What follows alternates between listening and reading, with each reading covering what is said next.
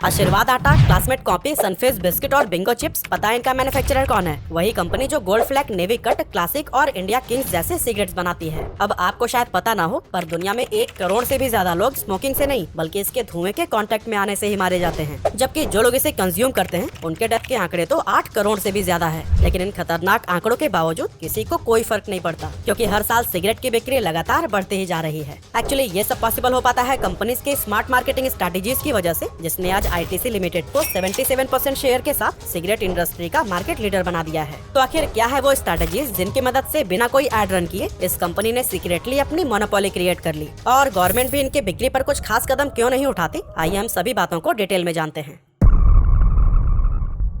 तो दोस्तों 17वीं सेंचुरी ऐसा दौर था जिसने दुनिया के कई देशों को स्मोकिंग करना सिखा दिया। कहा जाता है कि इंडिया में भी स्मोकिंग की शुरुआत इसी टाइम पर हुई थी। अब स्मोकिंग हेल्थ के लिए कितना हार्मफुल है ये बात लोग उस टाइम पर भी जानते थे, लेकिन ना तो इस अवेयरनेस का पॉजिटिव असर आज दिखाई देता है और न ही 300 साल पहले दिखाई देता था। हालांकि ब्रिटिश शासन के दौरान इंडिया में स्मोकिंग और भी ज्यादा पॉपुलर हो गई थी और उसी दौरान आईटीसी कंपनी की नींव रखी गई। इस कंपनी का इतिहास 113 साल पुराना है, जिसकी शुरुआत 1910 में ब्रिटिशर्स ने कोलकाता से की थी और उस समय कंपनी का नाम रखा गया था imperial tobacco company of India limited. इस कंपनी में 28.5% शेयर था गवर्नमेंट का, 29.4% शेयर था ब्रिटिश सिगरेट कंपनी बीएटी का और बाकी के शेयर कुछ इंडिविजुअल इंडियन इन्वेस्टर्स होल्ड करते थे। अब सिगरेट तो इंडियन मार्केट में बहुत पहले से ही मौजूद थी, लेकिन इस कंपनी ने उसे और भी मॉडर्न तरीके से पेश करने का काम किया। खुलकर एड्स चलाए, बड़े बड़े होर्डिंग्स लगाकर हर जगह प्रमोट किया, जिसके चलते धीरे धीरे सिगरेट्स देश के हर कोने में ही पॉपुलर होती चली गई। फिर आया साल 1947 जब इंडिया को ब्रिटिश शासन से छुटकारा मिला और इसके कुछ साल बाद बीएटी यानी ब्रिटिश अमेरिकन टोबैको को भी इस कंपनी के शेयर से हाथ धोना पड़ा और फिर 1970 में imperial tobacco company of India का नाम बदलकर इंडिया टोबैको कंपनी लिमिटेड कर दिया गया। अब चूंकि गवर्नमेंट का इस कंपनी में बहुत बड़ा स्टेक था, लेकिन वो अपना नाम एक टोबैको कंपनी के साथ नहीं जोड़ना चाहती थी, इसीलिए 1974 में इंडिया टोबैको कंपनी लिमिटेड को भी बदलकर आईटीसी लिमिटेड कर दिया गया और टोबैको वाले इसकी इमेज को मिटाने की भी कोशिश की गई, जिसमें गवर्नमेंट आज काफी हद तक कामयाब भी दिखाई देती है। लेकिन कंपनी के इस कामयाबी के पीछे का राज सिर्फ कंपनी का नाम बदलना ही नहीं है, बल्कि इसे उन सेक्टर्स में भी डेवलप करना है जो कि हम इंडियंस की लाइफ में वैल्यू रखते हैं। और दोस्तों इसी कोशिश में ही धीरे धीरे आईटीसी बहुत सी कंपनीज का एक ग्रुप बनता चला गया, जिसमें आज Sunfeast, Bingo, Yippee, Be Natural, Engage, Savlon और क्लासमेट जैसे कई सारे पॉपुलर ब्रांड शामिल हो चुके हैं, जिनके प्रोडक्ट्स हम डेली बेसिस पर यूज तो जरूर करते हैं, लेकिन हम में से बहुत कम लोग ही जानते हैं कि इन सब का एक ही मालिक है आईटीसी लिमिटेड।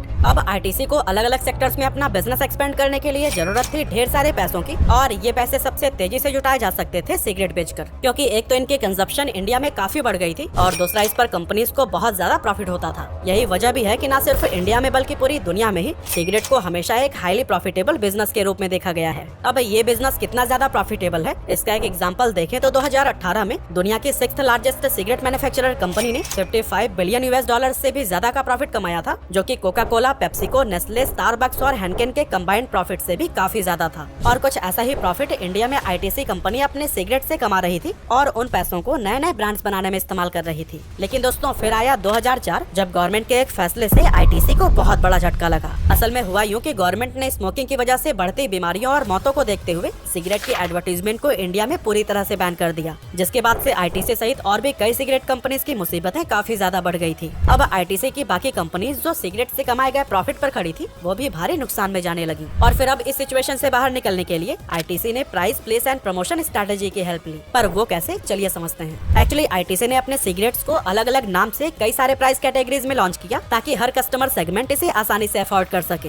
आज आईटीसी के पास 14 सिगरेट्स ब्रांड्स हैं, जिसमें Duke and royal, classic, gold flag, navy cut, players और सिल्क कट जैसे कई सारे नाम शामिल हैं। और इसमें कई तरह के प्रीमियम और नॉन प्रीमियम सिगरेट्स भी हैं, जिससे हर तरह के अलग अलग शौक रखने वाले लोगों को ढेरों ऑप्शंस मिल जाते हैं। आईटीसी की दूसरी स्ट्रेटेजी थी सही जगह पर अपने प्रोडक्ट्स को डिस्प्ले करना ताकि ये लोगों का अटेंशन ग्रैब कर सके। इसके लिए आईटीसी ने दुकानदारों को पैसे दिए और अपनी सिगरेट के डिस्प्ले बॉक्सेस को दुकान के बिल्कुल सामने लगवा दिया, ताकि इसे देखने के बाद लोगों को इसे ट्राई करने का मन हो और बार बार पैकेट्स को देखने के बाद इसकी कभी न मिटने वाली इमेज उनके माइंड में छप जाए। साथ ही उन्होंने बहुत सी जगहों पर अपनी सिगरेट्स के होर्डिंग्स भी लगवाए, जिसके चलते कंपनीज की सेल्स वापस पटरी पर लौटने स्टार्ट हो गई। लेकिन दोस्तों आईटीसी को असल सक्सेस तब मिली जब इन्होंने अपनी थर्ड स्ट्रेटेजी को इम्प्लीमेंट किया, और वो था प्रमोशन। अब आपके मन में सवाल आ रहा होगा कि सिगरेट एडवर्टीजमेंट तो इंडिया में कम्प्लीटली बैन कर दी गई थी, फिर आईटीसी ने अपनी सिगरेट को प्रमोट कैसे किया? इसका आंसर है फिल्म फिल्म इंडस्ट्री से, जहां अक्सर आज भी बड़े पर्दे पर एक्टर और एक्ट्रेसेस सिगरेट फूंकते हुए दिख जाते हैं। ये वो दौर था जब बॉलीवुड देश सहित विदेशों में भी बेहद पॉपुलर हो चुका था और हर कोई मूवीज के अलग अलग कैरेक्टर्स में खुद को देखता था।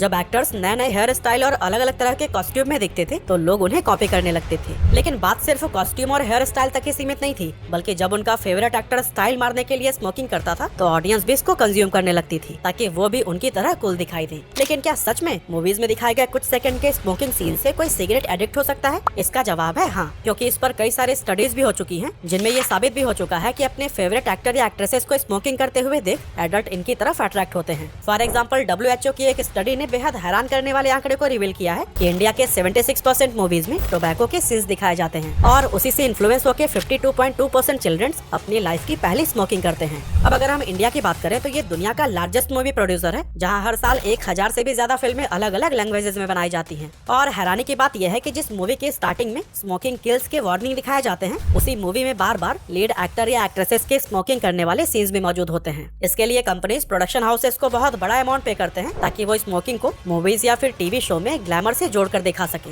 और दोस्तों, अब चूंकि ITC की सिगरेट हर सेगमेंट में मौजूद थी, इसीलिए जब स्मोकिंग ग्लैमर से जुड़ने लगी तो हर एक सेगमेंट के कस्टमर इसके एडिक्ट होते चले गए और बढ़ते समय के साथ कंपनी का प्रॉफिट भी बढ़ता चला गया। यहाँ तक कि सिर्फ 4 साल में ही ITC 75% मार्केट शेयर के साथ इंडियन सिगरेट इंडस्ट्री की लीडर बन गई। ITC मार्केट में अपनी जड़ें अब तक इतनी मजबूत कर चुका था कि इसने 2008 के फर्स्ट क्वार्टर में अपनी सिगरेट के प्राइस 20% तक बढ़ा दिए थे, लेकिन इसकी सेल्स पर बढ़ते दाम का कोई भी नेगेटिव इम्पैक्ट नहीं पड़ा। और हैरानी की बात यह है कि इसी साल के सेकंड क्वार्टर में इसकी सेल्स 12% तक बढ़ गई थी। और कुछ ऐसे ही साल दर साल सिगरेट्स की सेल्स बढ़ती चली गई और कंपनी लगातार प्रॉफिट कमाती रही। यहाँ तक कि पैंडेमिक आने से जहाँ लोग अपनी हेल्थ को लेकर ज्यादा कॉन्शियस थे, वहीं ITC के प्रॉफिट्स और सेल्स पर इसका कोई खास असर नहीं दिखाई दिया। तभी तो फाइनेंशियल ईयर 2019 में जो इसका प्रॉफिट 12,824 करोड़ रुपए था, वो 2020 में बढ़कर 15,584 करोड़ रुपए हो गया। आपको जानकर हैरानी होगी कि ITC अपना 74% से भी ज्यादा प्रॉफिट सिर्फ सिगरेट बेचकर ही कमाता है। बाकी का लगभग 26% प्रॉफिट इसे फूड, पर्सनल केयर और एजुकेशन जैसे सेक्टर्स के 33 पॉपुलर ब्रांड और इनकी होटल चैन से रिसीव होता है। अपनी कमाल की स्ट्रेटेजीज की वजह से मार्केट कैप के अकॉर्डिंग आज ITC लिमिटेड भारत की 9वीं सबसे बड़ी कंपनी बन गया है और इस कंपनी के सिगरेट्स देश में ही नहीं बल्कि विदेशों में भी एक्सपोर्ट होते हैं। साथ ही ये अपनी पेरेंट कंपनी BAT, जिससे ये अलग हो चुका है, उसे भी करोड़ों रुपए का रॉ मटेरियल सप्लाई करता है। अब दोस्तों, आप लोगों को लग रहा होगा कि गवर्नमेंट ने सिर्फ सिगरेट्स के एड्स को ही क्यों बैन किया है, सिगरेट्स को क्यों नहीं? तो असल में इसके पीछे गवर्नमेंट का भी प्रॉफिट छिपा है और हर साल उन्हें इन सिगरेट से करोड़ों रुपए के टैक्सेस मिलते हैं। फॉर एग्जाम्पल, 2020 में सरकार को 356 बिलियन रुपीस का टैक्स मिला था,